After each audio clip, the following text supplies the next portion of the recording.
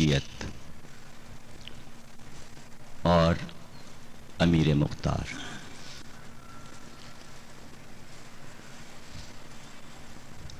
یہ موضوع اس لیے اہم ہے کہ اس عہد میں، اس ملک میں کئی ہزار کتابیں ہر سال چھپتی ہیں اور تقریروں میں، اخباروں میں، بیانوں میں یہ کہا جاتا ہے کہ یہ فرقہ جسے شیعہ کہتے ہیں ایک سیاسی فرقہ ہے اور تاریخ میں یہ اس طرح وجود میں آیا کہ اسے عبداللہ ابن سبا نے بنایا. اور اسلام میں جو بھی اختلافات ہوئے وہ اسی فرقے کی وجہ سے ہوئے، اور جتنی بھی جدید و قدیم کتابیں ہیں ان سب میں یہی کہا جاتا ہے کہ یہ فرقہ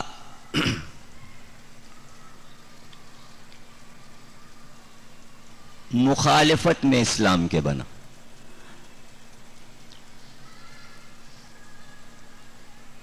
اور یہ بیانات اس منزل تک آ گئے کہ علانیہ یہ کہا گیا کہ یہ سب کافر ہیں، اور یہ اس فرقے کی تاریخ میں اس ملک میں پہلی بار ہوا کہ دیواروں پر، دروں پر، اخباروں میں یہ لکھ دیا گیا کہ یہ سب کافر ہیں. تو بحث یہ نہیں ہے کہ ہم ایک دو جملوں میں یہ کہہ کر نکل جائیں کہ ہم کافر نہیں ہیں اور جملے بازی ہو جائے، طنز اختیار کیا جائے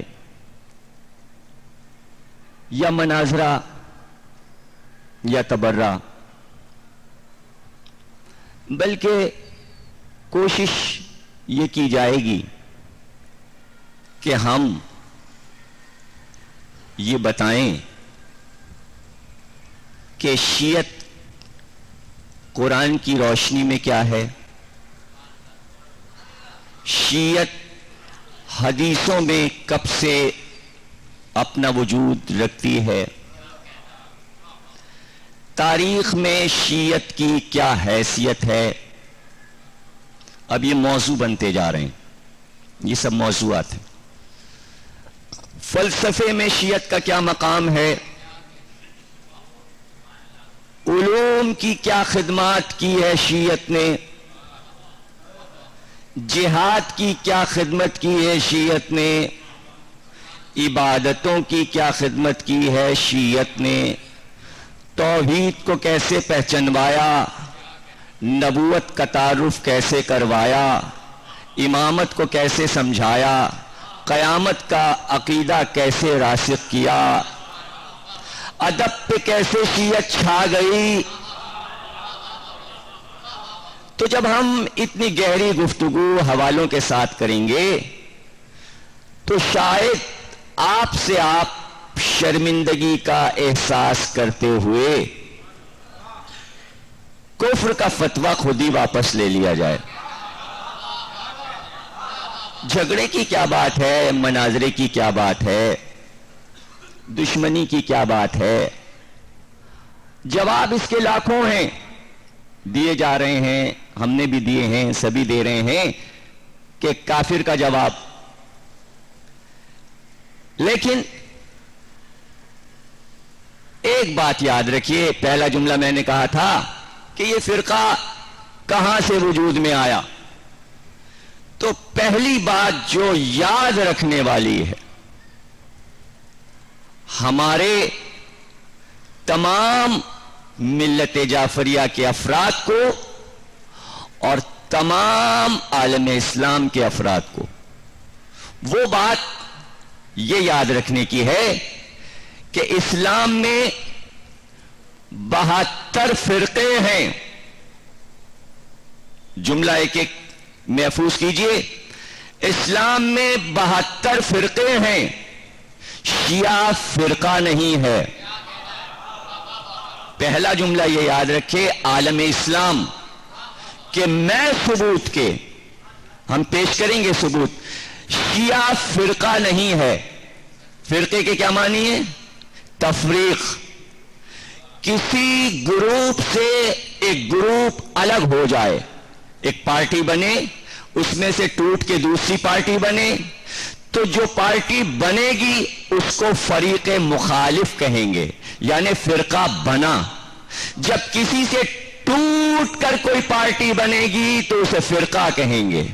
شیعہ کسی سے ٹوٹ کر نہیں بنا، اس لیے فرقہ نہیں ہے. اب آپ پوچھیں گے پھر شیعت کیا ہے؟ شیعت دین ہے، شیعت مذہب ہے. اب جو لوگ دین و مذہب سے ٹوٹتے جائیں گے وہ فرقہ کہلائیں گے. ہم فرقہ نہیں ہیں، ہم فرقہ نہیں ہیں. پہلا جملہ، ہم فرقہ نہیں ہیں. اس کے ساتھ ساتھ بحث کے لیے، گفتگو کے لیے جب ہم منزل بمنزل آگے بڑھیں تو ذہن میں بہت سی باتیں محفوظ کرتے جائیں. ایک ہے تشیع یعنی شیعت، اور ایک ہے شیعہ. دونوں کی تاریخ الگ الگ ہے. جب تک ہم الگ الگ نہیں سمجھیں گے بات سمجھ میں نہیں آئے گی. پہلی بحث یہ ہے کہ تشیع کب وجود میں آیا. پھر دوسری بحث یہ ہے کہ شیعہ کہاں سے آئے. تشیع افکار کا نام ہے، شیعہ افراد کا نام ہے. پہلے فکر دیکھیے کب سے وجود میں ہے، پھر افراد گنیے. آپ کہیں گے کہ بھئی یہ سمجھ میں نہیں ہے یہ بات. اچھا تو سمجھیے. دیکھنا یہ ہے کہ اسلام کب وجود میں آیا. اسلام کی تاریخ الگ ہے. مسلمان کب بنے، مسلمانوں کی تاریخ الگ ہے. اسلام اچانک رونما نہیں ہو گیا، کوئی حادثہ نہیں تھا، ایک تاریخ ہے اسلام کی. تو جب اسلام کی تاریخ ہے تو ہم تلاش کریں گے مسلمان کب سے ہیں، تو تاریخ الگ نظر آئے گی. تو پریشانی نہ ہو کہ تشیع الگ نظر آئے اور شیعہ الگ نظر آئیں. اس لیے کہ کبھی ایسا ہوتا ہے، ہر چیز کو ساتھ ساتھ دیکھتے چلیں سمجھتے. کبھی کبھی ایسا ہوتا ہے کہ اسلام بڑے زوروں میں ہوتا ہے، چھایا ہوا ہوتا ہے، لیکن مسلمان نہیں نظر آتا. دیکھیں اسلام وجود میں ہے بھرپور انداز میں، لیکن مسلمان نہیں ہے. آپ کہیں گے یہ کیسی باتیں ہو رہی ہیں؟ جب دلیل آ جائے گی تو آپ سمجھ جائیں گے. ابراہیم کے دور میں اسلام شباب پر ہے، لیکن کوئی مسلمان نظر نہیں آتا. اللہ کہہ رہا ہے قرآن میں کہ آغاز اسلام کے تمام اصول ابراہیم نے عطا کیے. کعبہ بنا، حج کا آغاز ہوا، نمازوں کا آغاز ہوا، جتنے بھی ارکان ہیں اسلام کے خاص خاص ابراہیم نے ایجاد کر دیے. شاید آپ سوچ رہے ہیں پتہ نہیں کیا کہہ رہے ہیں. بھائی مسلمان موجود رہے ہوں گے مکے میں، فلسطین میں ہوں گے. اب کیسے میں سمجھاؤں مسلمان نہیں تھے، اسلام تھا. بھائی کیسے سمجھاؤں؟ آپ کیا ثبوت مانگیں گے؟ اللہ نے ابراہیم سے کہا کعبہ بن گیا، اب حاجیوں کو پکارو۔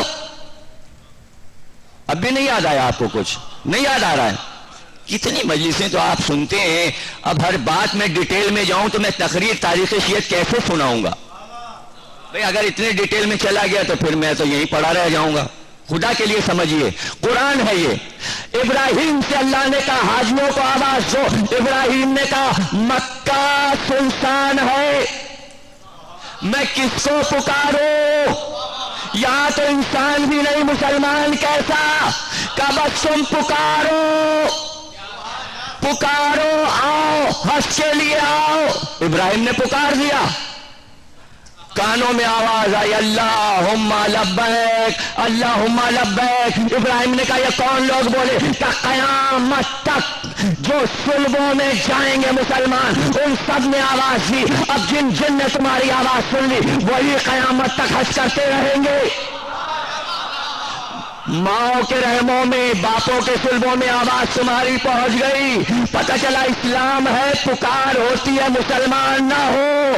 شیعت تھی، شیعت کی پکار تھی۔ اب تمہیں نہ شیعہ نظر آئے تو ہم کیا کریں؟ اگر مسلمان دکھا دو ابراہیم کے دور میں تو ہم بھی ہر دور میں شیعت کے ساتھ شیعہ دکھاتے چلیں۔ تم مسلمان دکھاؤ اسلام کے عہد میں، ہم شیعت کے دور میں شیعہ دکھائیں گے۔ بات ہے افکار کی کہ تشیع کہاں ہے، اور جب ہم گفتگو کریں گے تاریخ انبیاء میں شیعت، تاریخ اولیاء میں شیعت، بے شمار شاخیں ہیں، بڑھتے بڑھتے جب شیعت کی بات آئے گی ملکوں کی بات آئے گی۔ اور کل کی تقریر میں میں نے کہا تھا کہ اب جا کے لاؤڈ اسپیکر آپ کا ٹھیک ہوا، بالکل ڈیوٹی آپ کی صحیح نہیں ہے۔ جب آواز میری خراب ہو گئی تو اب آ گئے یہاں سے صحیح کرنے کے لیے۔